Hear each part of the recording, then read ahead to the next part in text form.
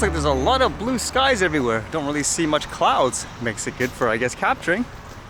And what's going on today? I thought this was kind of interesting. How about this one, where apparently they're saying somebody like officials, for example, asked Starlink to actually activate some services for war-related purposes, but I guess they said no. And this one says, Elon Musk confirms he disrupted a Ukrainian drone operation. So it starts out talking about how there's a nuclear threat of a sort from Moscow, and I guess having Starlink satellite service is an integral part to, I guess, stop it, because it says the nuclear threat has been a crucial factor in the caution displayed by some of Ukraine's allies in delivering weapons, including long-range missiles. It also prompted Elon Musk to curtail his Starlink satellite service to prevent Ukraine from using it for a sea drone attack on Russia's Black Sea. Fleet and annexed Crimea last year, according to the excerpts from a new biography by Walter Isaacson. Musk worried the move could become a Pearl Harbor-like event and trigger nuclear retaliation if Russian ships, which have since bombarded Ukrainian citizens with cruise missiles, were attacked, according to the book. And then it talks about the post that he made here. It says, there was an emergency request from government authorities to activate Starlink all the way to Sevastopol. The obvious intent being to sink most of the Russian fleet at anchor. If I had agreed to the request, then SpaceX would be explicitly complicit in a major act of war and conflict escalation. So what would you think there? That's kind of true in some ways, isn't it? Where if he agrees to do that, then you're immediately, quote, taking a side. So I guess there lies the debate. Do you think he's right in saying no, they want to remain, quote, I guess, neutral as a service provider of sort? Or would you say no, it's kind of his duty to help them, I guess, in the war? And in terms of war, I was reading this where apparently there was this video release of counter drone systems, I guess you could say, taking out drones with bombs and all that. According to this video anyways, it doesn't look like they're using any signal jammers or anything like that. It just looks like raw firepower just blasting the thing out of thin air. And as it says in the post, Gepard versus Shahed, spoiler, Gepard won, talking about the Shahed 136, I believe. I'm just wondering how much does it cost in terms of the resources just to try to fire that thing down with that much, I guess, ammunition. I guess in cases like that, you do want something that could, quote, jam something, I suppose. And with school back in session, it was kind of interesting reading this one. I saw this before, not too long ago, where apparently there was a teacher in a school in Ontario that wore all these, it seemed to me anyways, kind of ridiculous, like prosthetic breasts and all that, I guess claiming it's natural. Like, are you kidding me? So at first, again, he was claiming this is the way he is, it's kind of like a condition, but then afterwards all these people took photos and stuff of him in the public and he seemed perfectly normal. So now I guess he's putting it all away because it says, Kerry Lemieux has shown what a joke Ontario's school system is. He spent a whole school year dressed as a caricature of a woman and the school system supported him instead of saying no. As it says in this piece, Kerry Lemieux has proven one thing. The emperor, that is Ontario's education system, has no clothes. The system is a joke, a self-parody, a stereotype of woke culture and all that is wrong with it. Last year, Kerry Lemieux showed up at classes at Oakville Trafalgar High School wearing ridiculously large prosthetic breasts, a blonde wig, and tiny bike shorts.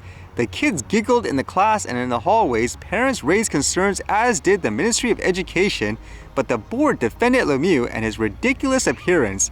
Now Lemieux is back in the classroom, this time at Hamilton's Nora Francis Henderson High School, and dressed as a man. He has been spotted wearing cargo shorts, a golf shirt, and even sporting a beard. Gone are the Z-cup fake breasts, gone is the wig and the tight bike shorts. The students are told to address him as Mr. Lemieux. Lemieux isn't talking. The Hamilton Wentworth District School Board says it's a private, personal matter, which is the same kind of runaround the Halton Board gave those inquiring last year. It's an infuriating stance for anyone who wants answers on what the heck was going on last year and why school officials went along with Lemieux's bizarre actions. Apparently, this guy taught shop classes too. Can you imagine with all that equipment? Normally, from what I remember doing stuff like this, like woodworking and all that, they tell you to tie like your hair back, for example, if it's too long, because it could get caught in equipment and all that, right? So that makes absolutely no sense from, I guess, a quote safety point of view.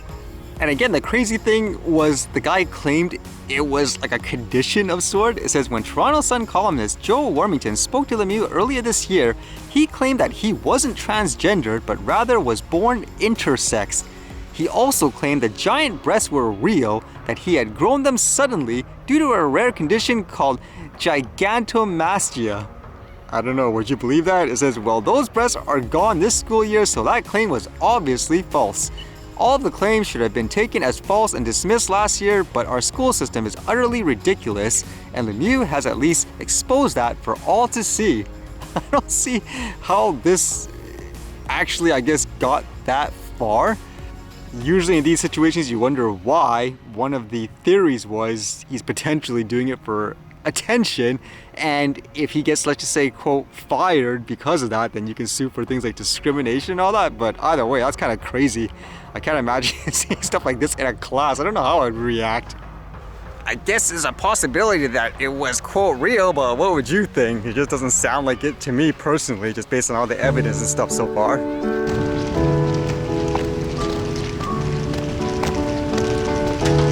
What's going on here?